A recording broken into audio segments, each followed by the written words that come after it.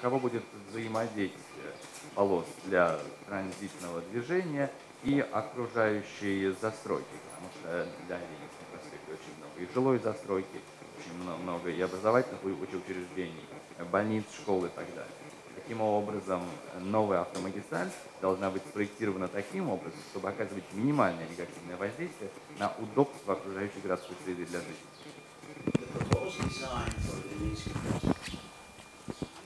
Has in the center 3 plus 3 lanes for traffic, which would go at every intersection over or under, so not to have any traffic signals.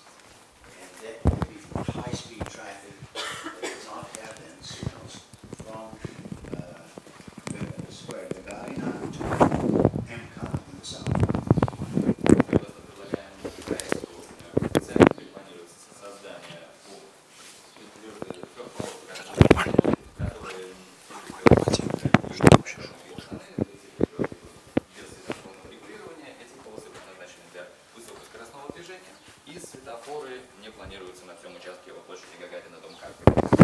These high-speed lanes in the center, 3 plus 3, we have to have then ramps, small roads coming from service roads to those fast lanes. And there are then also situations where cars are merging and diverging, so that at some sections there are more lanes in addition to those 3 plus 3. And also there are service roads which carry local traffic. In total, the number of lanes, which is now 10 to 12, would increase to 14 to 16 total. Помимо этих скоростных полос, в проекте также предусматривается соединительные полосы, которые соединяют основную проезжую часть с дублером. Также имеются полосы для перестроения, и в общем в случае количество полос существенно увеличится по существующим проектам. По сравнению с существующими 10-12 полосами, в новом проекте предлагается 14 и даже 16 полос. Public transport did not get too much attention.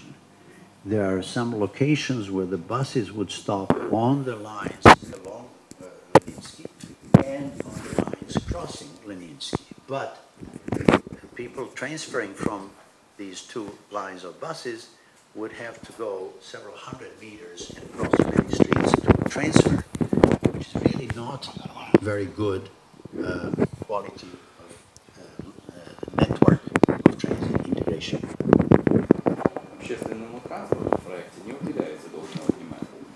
В некоторых местах предусмотрены автобусные остановки на самом Ленинском проспекте и на пересекающих его улицах. Однако для пересадки с одного маршрута на другой людям придется пройти несколько сотен метров и перейти несколько проезжих частей, что неудобно и не является оптимальным уровнем интеграции сети. It is mentioned in the project that one of the lanes on each service road would be for buses only. We are skeptical about that because we know that bus lanes have had different success in different cities of the world. If they are just designated as lanes by lines, it's very difficult to make them buses only, and then there are changes to that they are not special lanes on Saturday and Sunday, and then there are other vehicles allowed in those lanes, so it is not a very efficient and permanent improvement of public transport. В проекте указывается, что одна из полос на дублере будет предназначена исключительно для движения автобусов. Мы достаточно скептично относимся к этому решению, потому что выделенные автобусные полосы в различных городах, в различных реализациях пользовались различным успехом. Если эти автобусные полосы выделяются только разметкой, то очень сложно соблюдать их выделенность, их исключительность. Потом эти полосы открываются для движения других транспортных средств в субботу и воскресенье, потом на них допускаются и в рабочие дни другие транспортные средства и так далее и тому подобное. Поэтому нам кажется, что это не очень эффективное и не очень постоянное решение. With respect to the widening, adding high-speed lanes and so on, they're technically done well, but they would be imposing and really making highway traffic dominating the entire corridor, and that would have a very negative impact on the surroundings and the livability of those residential and commercial activities. В особенности добавление высокоскоростных полос, которое предлагается в проекте, вызывает у нас большие вопросы, потому что оно реализовано технически корректно, однако будет оказывать большое негативное влияние на окружающую застройку, на социально-коммерческие функции и на удобство окружающей городской среды для жизни.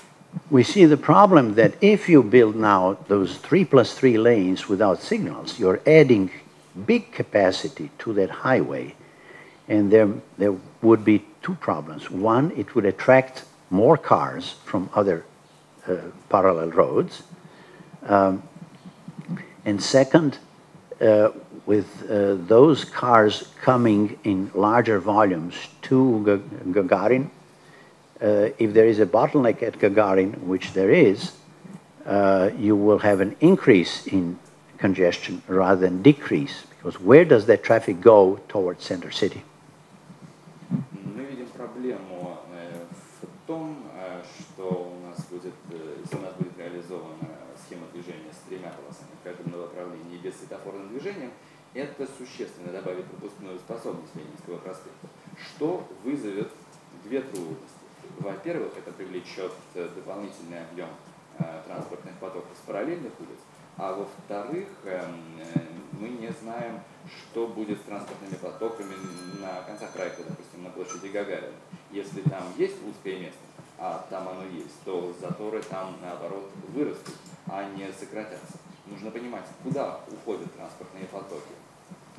Our recommendations are that a more detailed analysis be done if this traffic becomes much heavier coming to Gagarin and coming to MCAD on the other side. If that traffic cannot be handled, then the question of the entire project is not sure. Is it feasible? Is it desirable?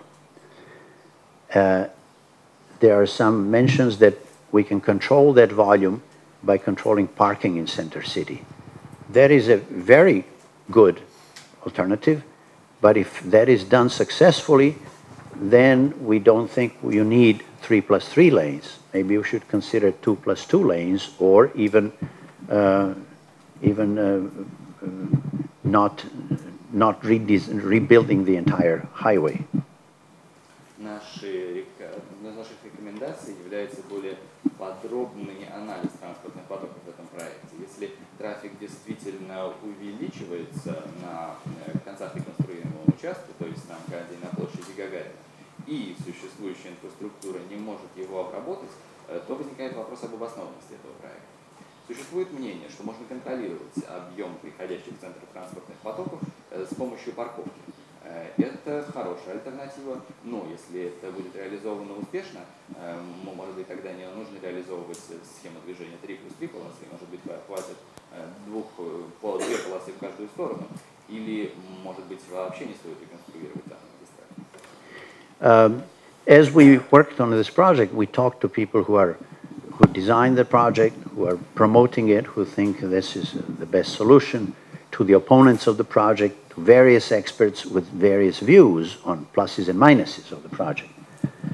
В работе над данным отчетом мы говорили с различными людьми, с людьми, поддерживающими данный проект, с оппонентами и с экспертами, выражающими самые различные мнения. With respect to public transport, we understand that there was a suggestion to build a modern light rail transit along the boulevard, which would be nicely separated parallel with Service Road.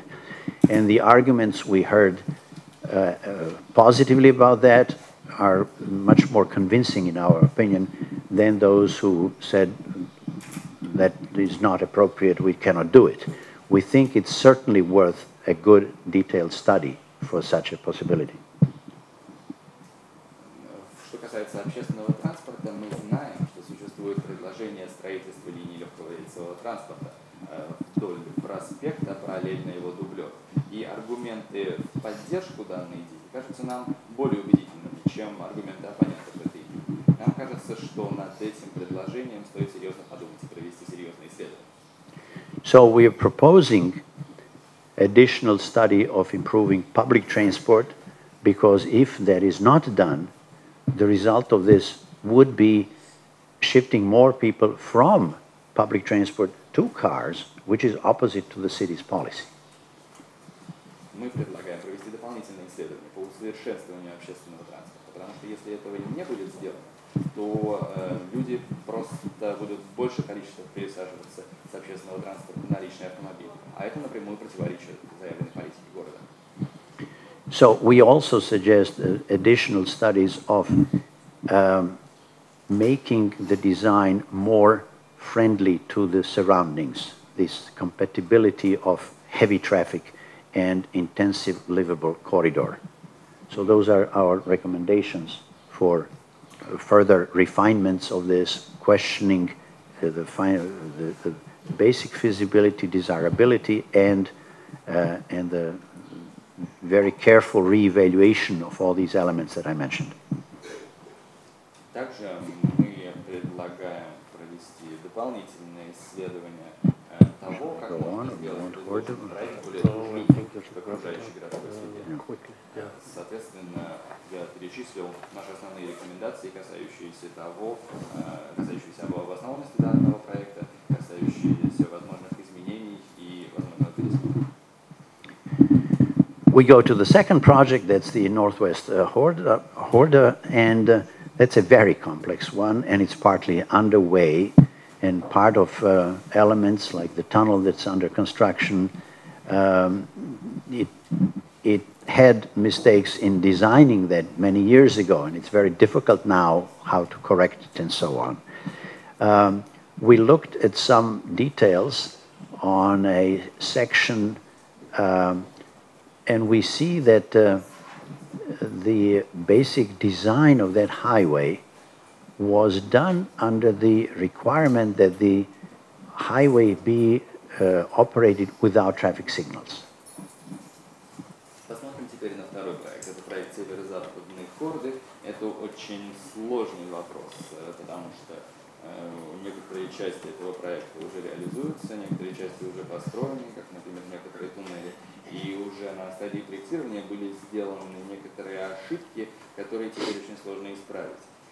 Мы рассмотрели данный проект и увидели, что сама концепция данного проекта подразумевает уделение большого внимания так называемой бессветофорной схеме движения.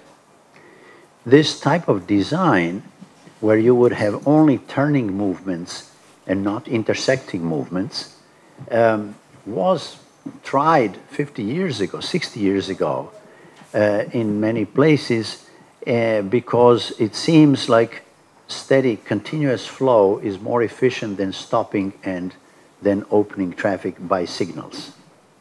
Это схема, подразумевающая только повороты без пересечения перекрестков, активно разрабатывалась 50-60 лет назад, потому что тогда казалось, что система вот этого постоянного потока более эффективна, чем постоянная остановка на светофорах.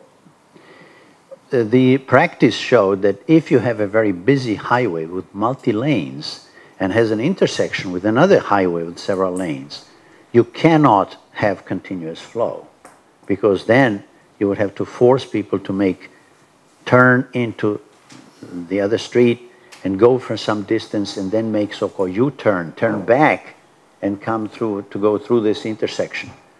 So the maneuvering becomes very complex, and the traffic loads the situation more, because every vehicle has to go twice through the intersection, and the whole system therefore collapses.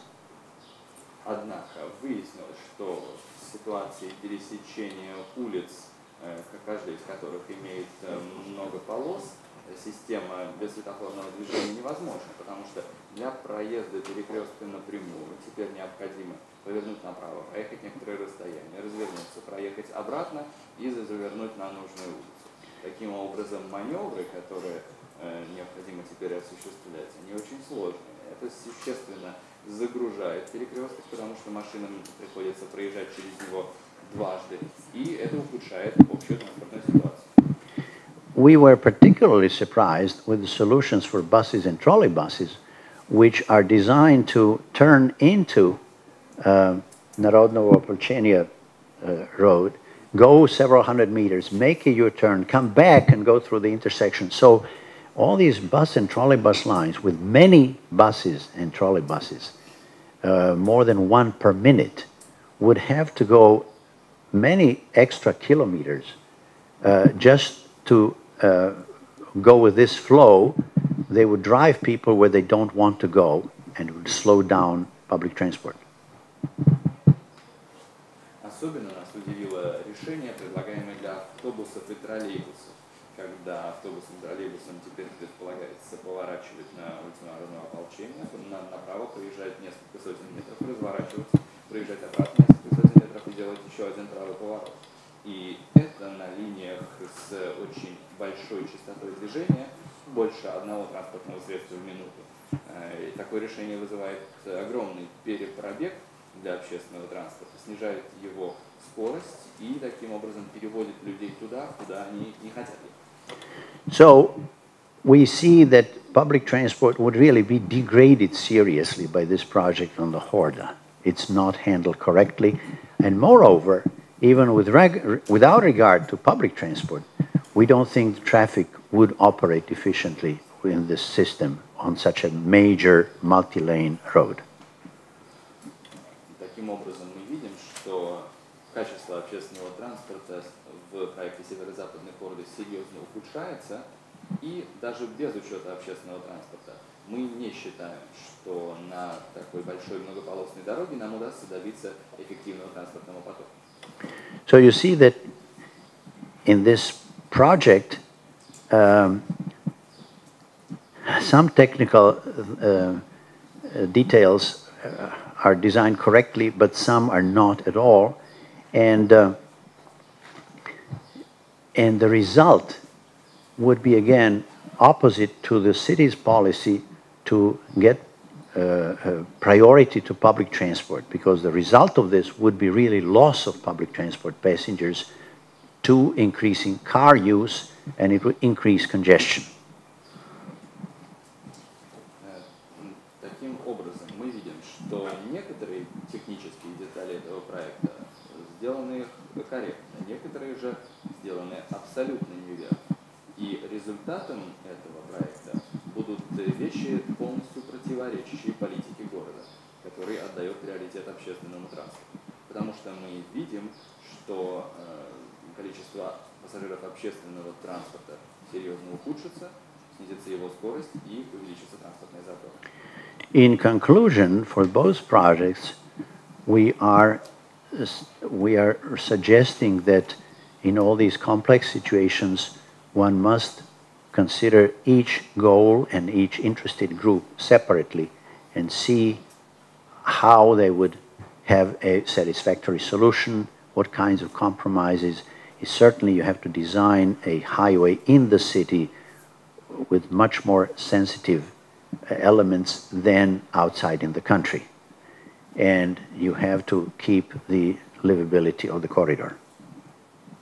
В завершении, подытоживая результаты анализа этих двух проектов, нам хотелось бы сказать, что в разработке подобных проектов необходимо учитывать все цели и все интересы всех сторон этого проекта, всех заинтересованных групп по отдельности.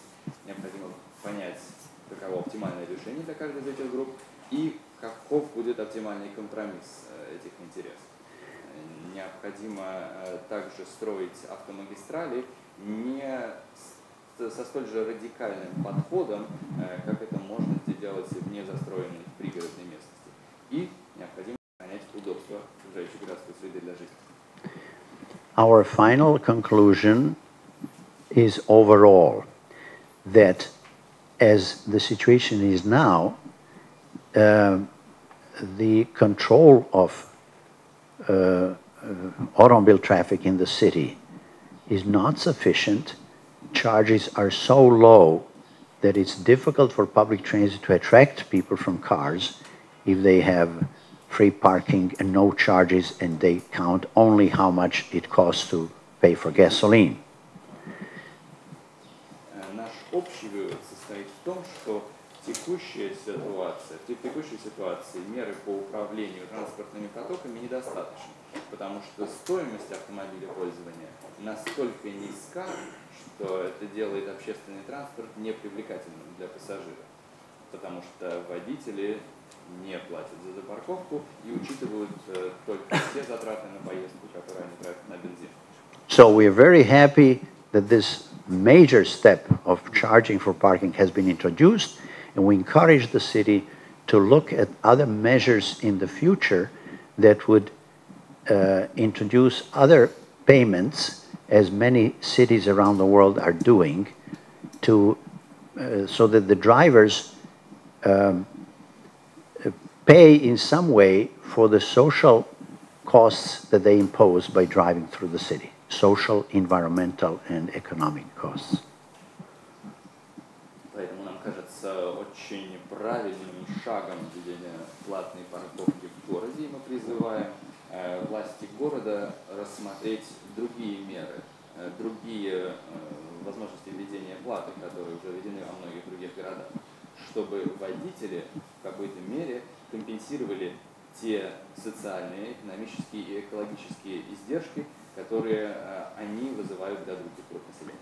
These measures of so-called road user charges have been shown very effective in Singapore, then in London, in Oslo, in Stockholm, and another class of actions comes.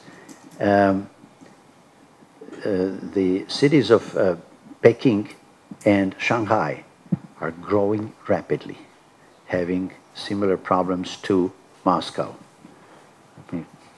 Эти меры, которые называются road user charges, то есть плата за использование автодорог, показали себя очень эффективными в таких городах, как Сингапур, Осло, Лондон или Стокгольм.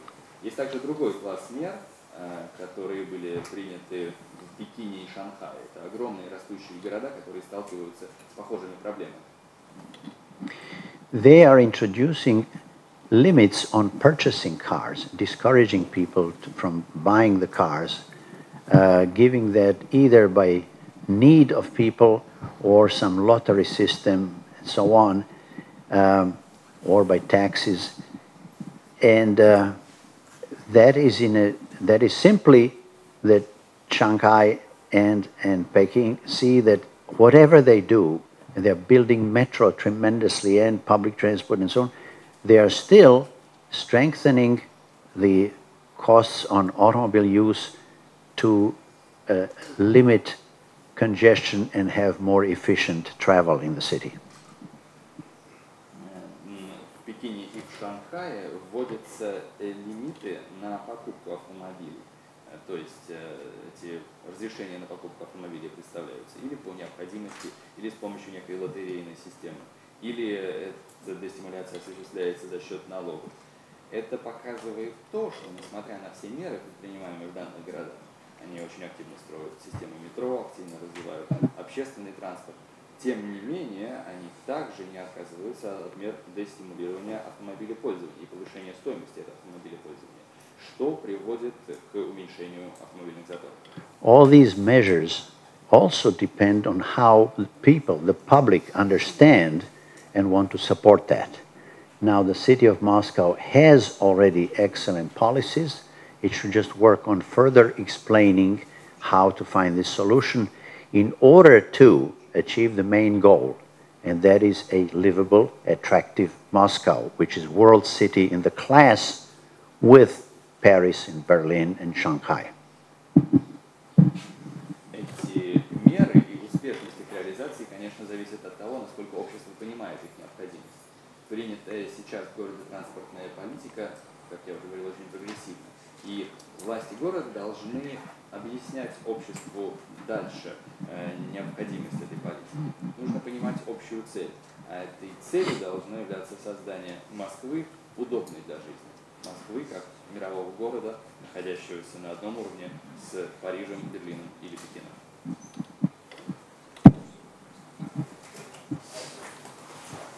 Можно вопрос? Я по поводу генераторам случайно Вот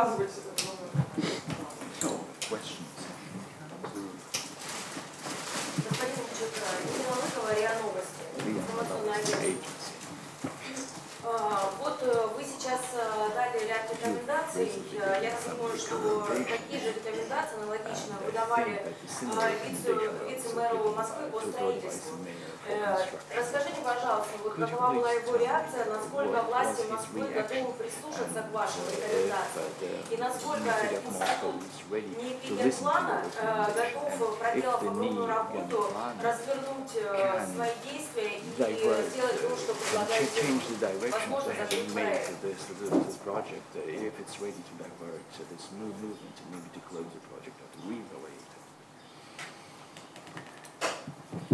We don't have at this moment reaction. We have been in contact with some of the city officials, and we intend to continue those. But the report has been just announced, so we don't have any official reactions from anybody. У нас пока нет никакой реакции от официальных лиц. Мы активно контактировали с официальными лицами, хотим продолжать поддерживать эти контакты, но отчет только-только был опубликован, поэтому официальной реакции у нас пока нет.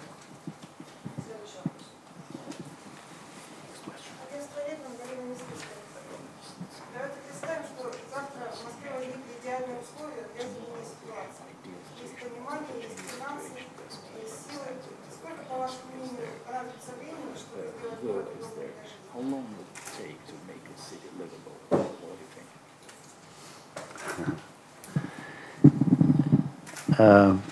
There are some measures which are rather quick that you can do.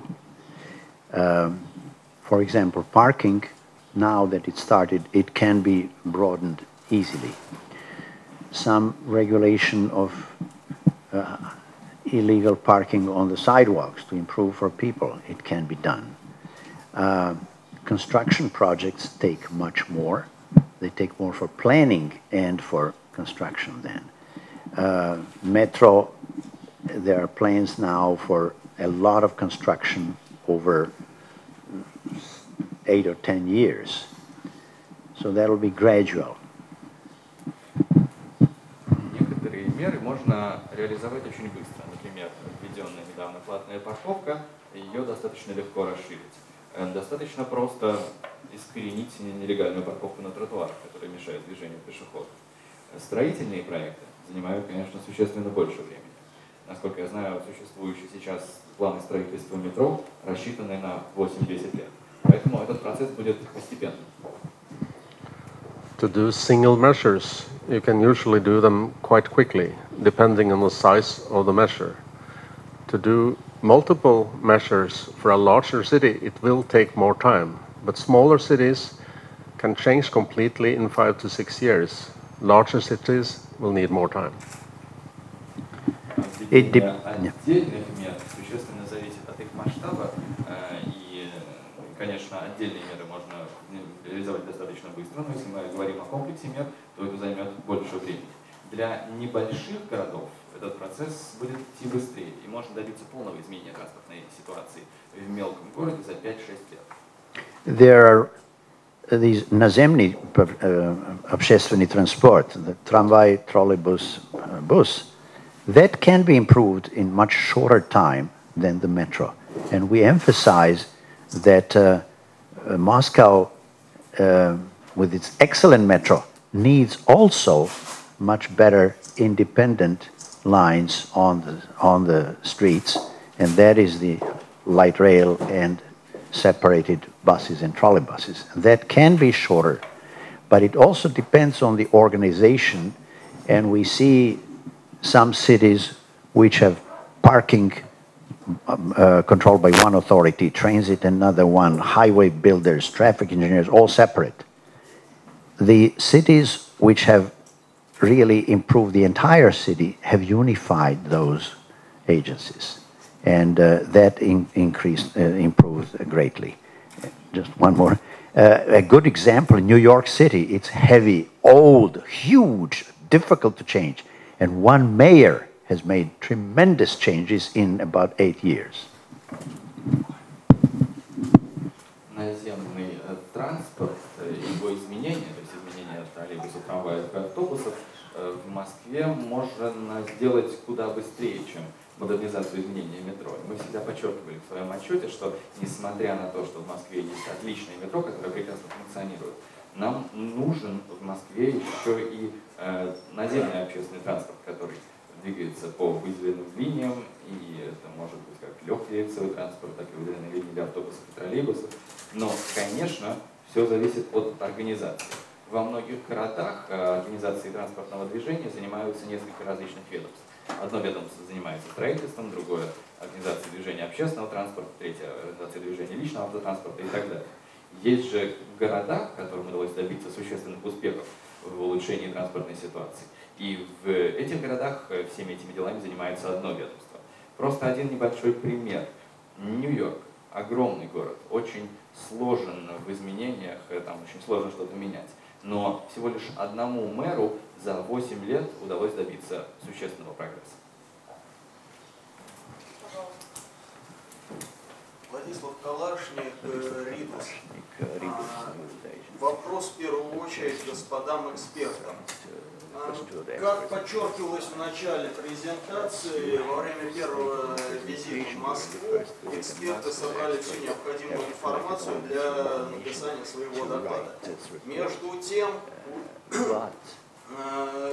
некооторые из московских депутатов обвинили городские проекты в приглашении вас и в нарушении миграционного и рабочего законодательства. Скажите, не были ли вы информированы об этих проблемах и по каким визам вы приезжали в Москву в первый и во второй раз? Имелись ли у вас разрешения на работу? Потому что если вы встречались с экспертами и обсуждали вопросы для написания доклада, следовательно, это трудовой день. Спасибо.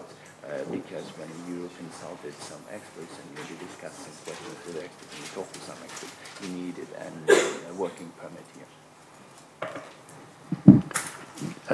I have a business visa, yes, I do. And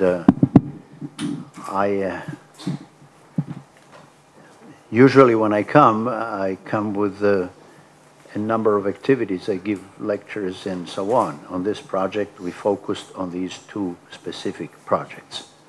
But I have been active in the past in Russia, Moscow, and St. Petersburg, in various professional things, and that's why I have professional contacts with my colleagues here.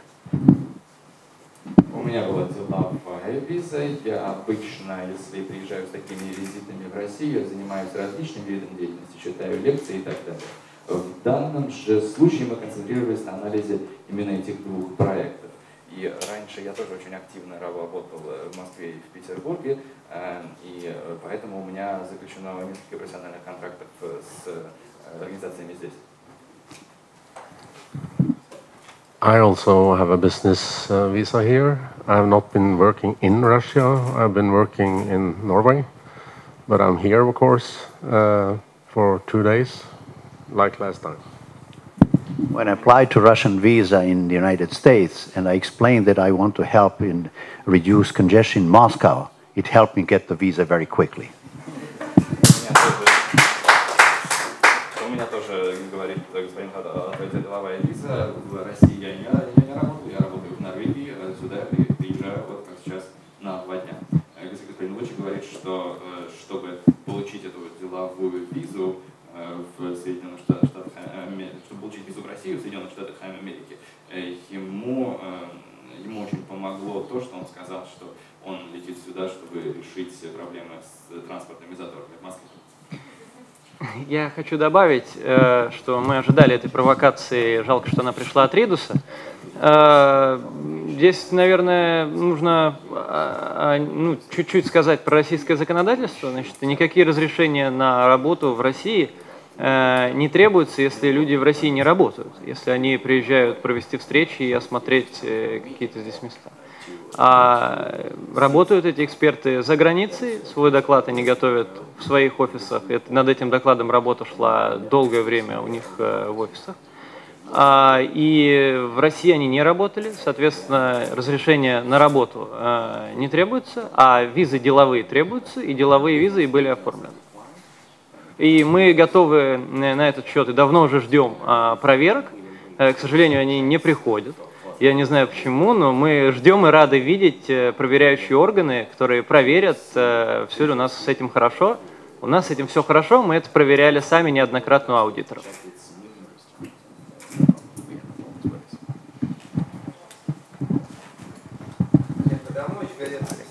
Правда, два вопроса господину Vuchek'у по поводу Ленинского и северо-западного города. Значит, вы сказали, что выделенная полоса на Ленинском проспекте, если она обособлена только разметкой, не так эффективна, потому что на нее будут заезжать нарушители, потому что там остальной общественный транспорт. Тут вопрос. Все-таки вешают камеры видеофиксации, которые штрафуют тех, кто приезжают. Значит, вы считаете, что этого недостаточно? Если бы выделенные полосы обособили линеаторами и какими-то заборами, было ли достаточно? Если выделенные полосы будут обособлены качественно, можно ли считать, что проект реконструкции Ленинского проспекта удачен? Потому что тогда общественный транспорт точно получит полосу, на которой сможет ездить только он. Это первый вопрос. Второй.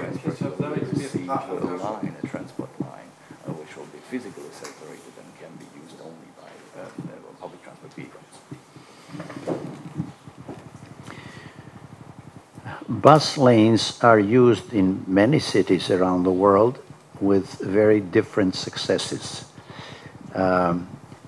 In some developing countries, they operate very intensively over the weekend and all times, and they remain bus lanes. However, in the United States and Western Europe, the problem has very often been that a lane is shown and it's enforced, partly in Russia, in Moscow, like that.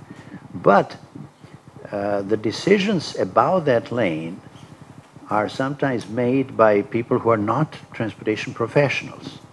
We had in my city of Philadelphia that the city council said, we should allow these turns, we should allow these vehicles. And then slowly they allow more and more vehicles, and eventually that lane disappears. Автобусные полосы используются во многих городах мира с различным успехом. В развивающихся странах часто эти полосы действительно выделены, используются только автобусами и работают даже в выходные. Однако в Соединенных Штатах Америки и в Западной Европе очень часто возникает следующая ситуация. Полоса действительно показана, обособлена, контролируется, однако решения по ее использованию принимают не транспортные эксперты, то есть люди, не сведущие в транспортном планировании. В моем родном городе, Филадельфии, городской совет принял решение, что необходимо разрешить движение по автобусной полосе для определенной категории других транспортных средств. И медленно они разрешали все больше и больше транспортных средств по этой полосе, и в итоге эта полоса исчезла. Можно еще второй вопрос? По поводу пробегов общественного транспорта на северо-западном городе. Сказали, что чтобы автобус пересечь магистрали, нужно будет сворачивать направо, если это разворот, разворачивать, ехать назад и опять сворачивать направо. Получается перепробег. Я задал этот вопрос, говорит департамент строительства Бочкареву, и он сказал, что им в одну сторону придется ехать там метров 300-400, в другую сторону метров 300-400, что перепробег получается таким существенным. This way and another way to so there will be no significantly extra kilometers driven, no significant increase in costs of operation. Вы не согласны и считаете, что даже лишние 800 метров магистрали, они создадут сильные проблемы? Или, может быть, that an extra 800 meters will create a significant problem of traffic for public transit on this highway? It is very simple. Anybody who operates transit system knows that that the costs of operation are proportional to the length of line and time on the line. if you extend, in some cases, 1 kilometer, in some cases even more kilometers, the cost will go up. I can give you equation. I have that published in many books. Anybody can compute that. That is not free driving. But even more significantly, if you give lines that are very indirect and very long, people are not happy about it, and we have to see how we treat people. We cannot just tell them, use public transport. We have to create conditions for that. Therefore, we must consider the speed and reliability of vehicles. On the metro, and I talked to Mr. Husnulin, and we agree fully, the very deep metro is not passenger friendly. So you should change to not so deep metro lines. We have to look at these details. The car and public transport become competitive, and you have to look at the quality to attract. This would not attract people. This would lose riders. Все очень просто. Любой, кто эксплуатирует систему общественного транспорта, знает, что стоимость эксплуатации общественного транспорта напрямую зависит от его пробега и от времени на маршруте. Поэтому, если мы проезжаем лишние километры, в некоторых случаях еще больше, это вызывает дополнительные затраты. Эта формула по определению стоимости эксплуатации опубликована в различных источниках, я вам могу ее предоставить. Автобусы и общественный транспорт ездят не бесплатно. Однако нужно еще понимать и следующий аспект. Если мы заставляем автобусы ездить дополнительные расстояния, то люди, которые едут в них, они тоже недовольны. Надо смотреть на то, как мы обращаемся с людьми, как мы обращаемся с пассажирами. Мы не можем просто взять и сказать им, ездите на общественном транспорте. Нам необходимо сделать этот общественный транспорт привлекательным. Поэтому очень важна скорость и регулярность его движения. Поэтому еще один вопрос, который мы обсуждали с господином Хуснулиным, и мы пришли к полному согласию относительно этого, то, что в Москве не нужно настолько глубокое метро, потому что оно неудобно. Необходимо строить линии не такого глубокого заложения. Все эти меры позволяют сделать транспорт конкурентоспособным и привлечь пассажиров. А предложенные решения в проекте Северо-Западной Хорды никак не привлекают пассажиров. Я хочу тут добавить, так как я являюсь депутатом муниципального собрания как раз в той местности, про которую вы спросили, и могу тут немножко пояснить. Значит, то, что вы процитировали господина Бочкарева, это, как и многие вещи, которые говорит Департамент строительства и НИИП Генплана, это манипулятивная вещь, не соответствующая действительности. Значит, я вам просто назову цифры, чтобы вы точно в этом убедились. Значит, на этом участке рассматриваемом имеется 4 разворота, которые будут делать разные маршруты общественного транспорта. Один при повороте с улицы Песчаная на улицу Алабяна, где 73 единицы в час, 3 троллейбусных маршрута и 3 автобусных, 73 единицы в час, чаще, чем 1 в минуту, будут делать круг в 650 метров. Это первое. Значит, второе, это круг в 1700 метров, который будет делать 59-й троллейбус, это 26 единиц в час. Третье, это круг в 1550 метров, который будет делать 6 маршрутов автобусов, 27 единиц в час. Общий перепробег всех этих маршрутов в час, в один, составит 147 километров. В 1 час с пассажирами, это не пустые автобусы, нулевой маршрут, это люди с пассажирами, автобусы 150 километров в час будут ездить кругами, туда, куда им не надо ездить, где они сейчас просто поворачивают налево и не делают это расстояние. Это 1500 километров в день, это 480 тысяч километров в год. Если взять стоимость эксплуатации автобуса, который сейчас по конкурсу 22-го маршрута автобуса передан Мосгортранс частному оператору, я сейчас вот точно не помню цифры, но общие дополнительные затраты в год будут несколько десятков миллионов, то ли 30, то ли 50 миллионов рублей только на эти перепробеги. То есть ежегодно этот участок Хорды только из-за перепробегов, вот просто из-за того, что водители должны водить этот транспорт по этим участкам, составит несколько десятков миллионов. От 30 до 50, я скажу цифру точно сегодня вечером, если нужно, миллионов рублей в год. И это еще не включает то, что на маршруты нужно добавлять дополнительный транспорт, и что они будут перевозить меньше пассажиров, потому что кому охота ехать 1700 метров вокруг. Это очень серьезная проблема. И то, что департамент строительства пытается сказать, что это ерунда какая-то, что там 600 метров, это очень серьезно, это очень дорого, и это очень сильно портит систему общественного транспорта в районе.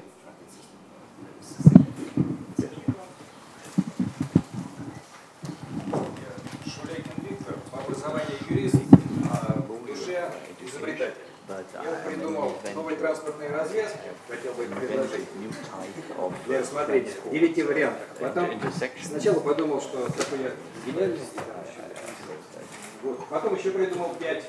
И для Парижа, где Триумфальная арка, где сходятся 12 дорог, в 3 порядках придумал, ну и, как если решать мы Парижа, потому что, как заинтересованности здесь, в России, я не нашел. Так вот, я просто сейчас хочу кое-что сказать.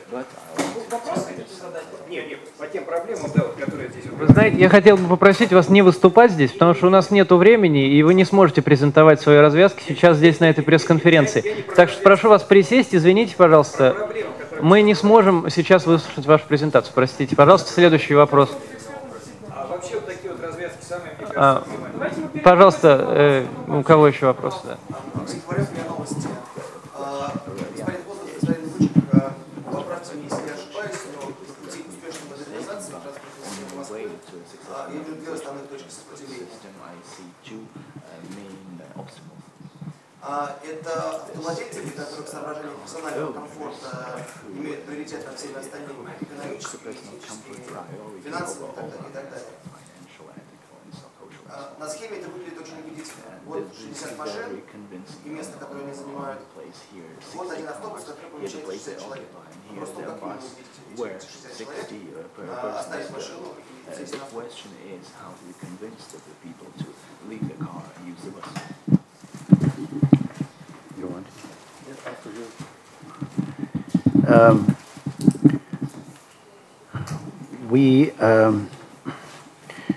We are not arguing against the automobile. We all use automobiles. Auto is a very important element of urban transportation. We're just saying that in many cases, each individual enjoys using the car because of comfort and all this. But when all of us do, the system collapses. So we have to regulate to keep the system from collapsing. And we influence that by either physical measures or by charges. And you say somebody would pay for comfort, that's what we want to do. And with your Parkovka control now, you will see very soon that the drivers who are complaining, I don't want to pay, they will be happy because they will be able to park much more conveniently.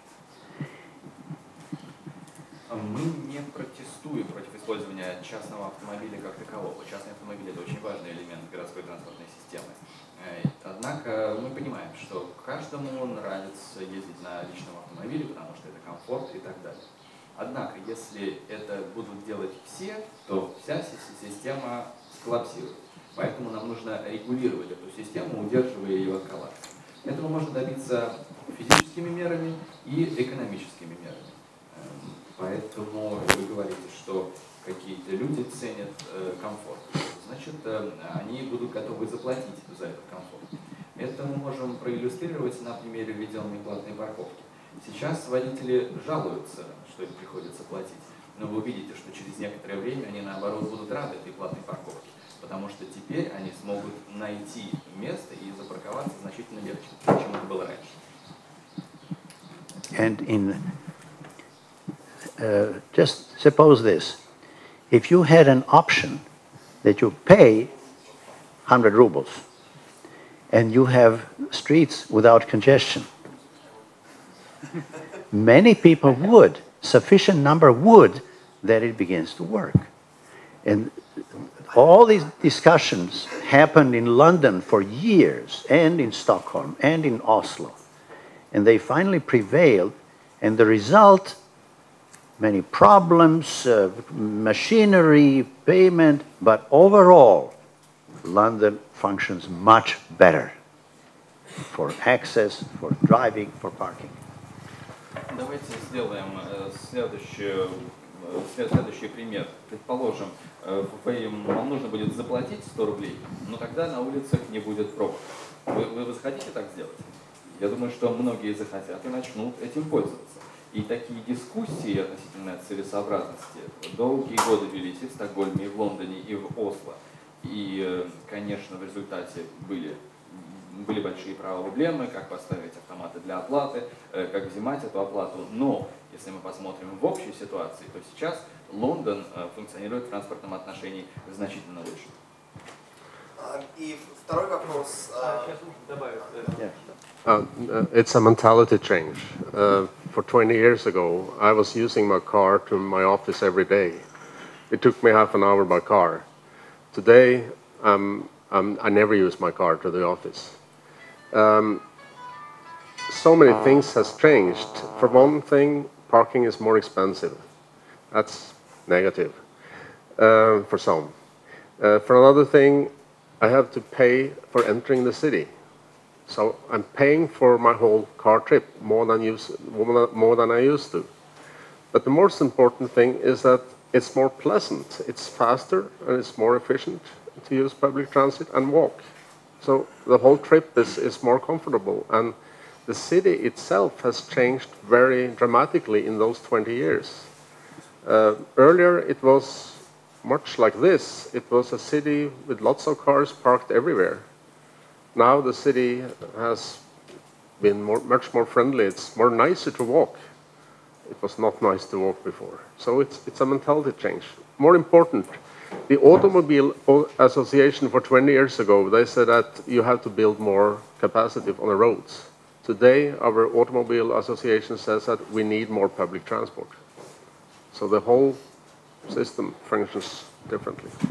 Это вопрос изменения менталитета. 20 лет назад я каждый день ездил на работу на машине. Это занимало у меня полчаса и было удобно. Но сейчас я постоянно использую общественный транспорт. Почему? Потому что очень многие вещи изменились.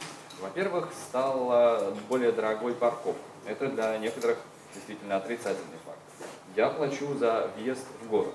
И стоимость всей моей поездки на автомобиле увеличилась по отношению с тем, что я платил раньше. Однако вся поездка на общественном транспорте, которую я делаю сейчас, стала приятнее и быстрее. Сейчас приятнее и удобнее пользоваться общественным транспортом и ходить, чем ездить на машине раньше. Да и сам город изменился. Раньше мой город выглядел примерно так же, как Москва сейчас. Везде были запаркованы машины, и было неудобно и неприятно ходить. Теперь же город выглядит иначе, город стал более удобным для жизни. И автомобильная ассоциация Норвегии 20 лет назад тоже очень активно выступала за увеличение пропускной способности дорог. Теперь же она выступает за модернизацию общественного транспорта. Поэтому это вопрос изменения ментальности. И вторая точка сопротивления – это политическая. В любой стране мира фирмы, занимающиеся дорожным строительством, оперируют гигантскими бюджетами. Одно космос уже потратило на один проект Северо-Западный порт уже в районе 100 миллиардов рублей. Эти организации имеют огромные политические ресурсы в городских властях. Для них предложение строить меньше дорог звучит абсурдно. Строительство дорог – это то, ради чего они существуют. Как преодолеть политическое сопротивление? Как убедить дорожные строительные фирмы строить меньше дорог, зарабатывать меньше денег? Well, if you're still constructing for transportation, it doesn't matter if you build roads or you build railroads or other public transport things. So at least in my country, I think the level of construction is very high, but not only on roads, it's all on the whole sector. So instead of building one thing, roads, we are building many things. And the cost for building, they are not diminishing. They are about the same high level. And that makes the builders, they are pleased, of course, with this. So we are attracting, these days, we are attracting builders from many other countries, especially Germany and Switzerland. Если вы строительная компания, то, в принципе, разницы, что строить. Строить это автомобильные дороги или трассы для общественного транспорта, или железные дороги. Я не знаю, как здесь, но, по крайней мере, в моей стране уровень строительства остался столь же высоким. Но просто сейчас строятся не только дороги, а еще многие другие объекты инфраструктуры. И затраты на строительство снижаются, и сами строительные фирмы, они тоже этим довольны, потому что мы привлекаем в Норвегию различные строительные компании, в том числе и из Германии, и из Швейцарии.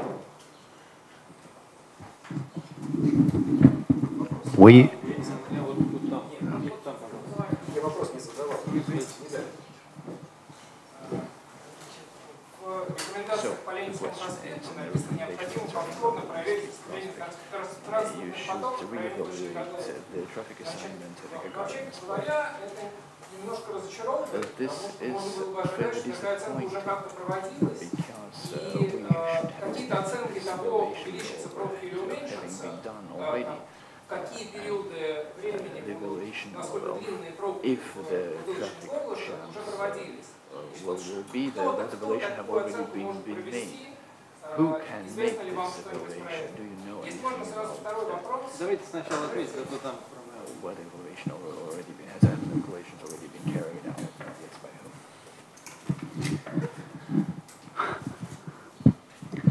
whom? Simulations have been done. We have talked to several sources, and what we as an outside committee does usually is talk to different sources and evaluates the validity of information. We have had somewhat different answers, and therefore we think it's so important it should be done again. They are not only different, that they are intentionally distorted, but they depend on many assumptions. For example, assumption if you reduce the volume of traffic by controlling parking beyond Sedovaya in center city, then the whole assignment changes, and the reason for building this highway may change also. So we think it's so basic that it should be redone in more detail. Моделирование было уже проведено, и мы говорили с некоторыми источниками информации на эту тему, потому что мы являемся внешним экспертным комитетом, а внешний экспертный комитет в основном только говорит с экспертами и проверяет полученную от них информацию. Дело в том, что у нас несколько другие выводы по результатам анализа этих моделей, и мы рекомендуем проанализировать их повторно. Дело не в том, что эти полученные нами данные как-то намеренно искажены, а дело в том, что они очень сильно зависят от того, какие предположения сделаны, на каких предположениях основан этот анализ. Например, если мы говорим, что мы будем контролировать количество транспортных потоков за счет регулирования парковки внутри Садового кольца, то это влияет на всю сеть, это влияет на все распределение транспортных потоков и ставит под вопрос обоснованность самого проекта. Второй вопрос. Когда вы говорите об общественном транспорте, вы говорите о трамваях, автобусах и троллейбусах. Однако на Ленинском проспекте основной вид городского транспорта другой. Это микроавтобусы, маршрутные такси. Учитывали ли вы их при оценке those jeepneys, did you take into account this in your evaluations? And what do you think about this? Yes, we did, and we considered that if an LRT is built and it's economically justified by the number of passengers, if it is, it would be much more attractive, and it would attract people from the present transit as well as additional trips, which are convenient on that corridor.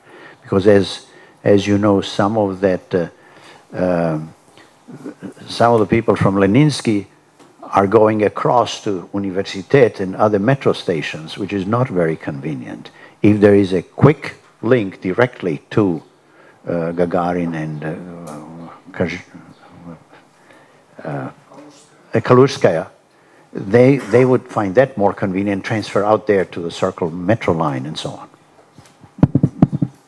Да, мы анализировали их и учитывали в том плане, что если будет построена линия легкого рельсового транспорта, а эта линия легкого рельсового транспорта обоснована в количестве пассажиров, то она привлечет как и людей, совершающих поездки на общественном транспорте, обычно не совершающих поездки на общественном транспорте, так и людей из других существующих видов общественного транспорта. Потому что сейчас на Ленинском проспекте люди ездят на метро «Университет», и это очень неудобно. Если же у нас будет прямая линия до площади Гагарина или до Калужской, то они, безусловно, будут пользоваться этой возможностью.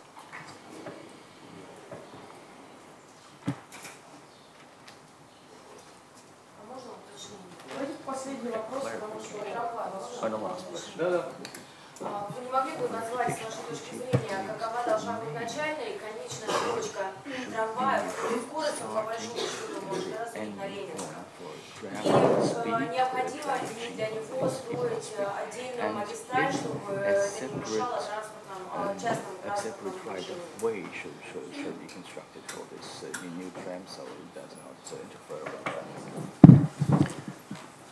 Yes, it would have a separate lane, and that lane then is not used by any other vehicles. Physically, it is separated.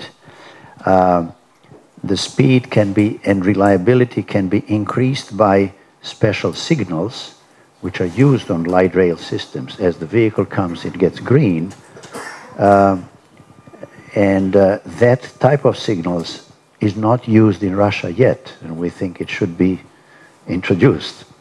The speed would be therefore considerably higher than it is now by buses and minibuses. Да, легкорельсовый транспорт будет размещен на выделенной линии, которая не будет использоваться другими транспортными средствами и будет физически отделена. А надежность и регулярность работы будет достигаться за счет современных систем светофорного регулирования, то есть предоставление приоритета проезда для легкорельсового транспорта. Когда состав будет подъезжать к перекрестку, будет включаться зеленый свет. Такие системы в России пока не используются, но нам кажется, что их применение будет обосновано. И скорость движения этих составов будет существенно выше, чем у существующих автобусов и маршруток. And the line should begin in one end of Leninsky, and it should terminate at the other end. И сама линия будет проходить с начала Ленинского проспекта до его конца. On the metro station. На станциях метро. Все, наверное, на этом завершим. Большое спасибо. Значит, у нас тут есть всякие иллюстрации. Вот я сейчас показываю, например, показывающие перепробеги автобусов или ситуацию там на хорде. Если они вам нужны, пожалуйста, обратитесь к пресс-секретарю.